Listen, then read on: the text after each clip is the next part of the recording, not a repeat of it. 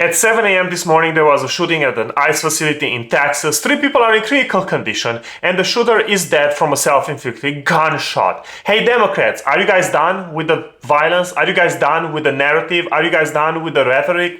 I am so sick and tired of hearing Democrats, politicians, the media, influencers, and so on and so forth, constantly calling ICE agents Nazis, constantly calling Republicans and conservatives Nazis and fascists, and that we will be destroying this country, and so on and so forth.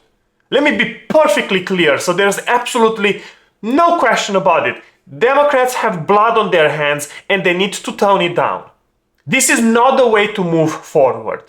You can't just shoot people whenever you have an issue, whenever you disagree with something. We have never had this under Biden, even though they deported more immigrants than Trump did. We never had this under Obama, even though, again, Obama was called the deporter-in-chief, and he's the one that made the cages, and he's the one that put kids in cages. We haven't had this. Why? Because the society and the country was not emotional and in panic from the narrative from the media. That is why. Because they toned it down. Because they didn't cover specific issues. Why? Because Obama and Biden were their guy. I mean, Biden was barely walking, barely talking, and they still defended him.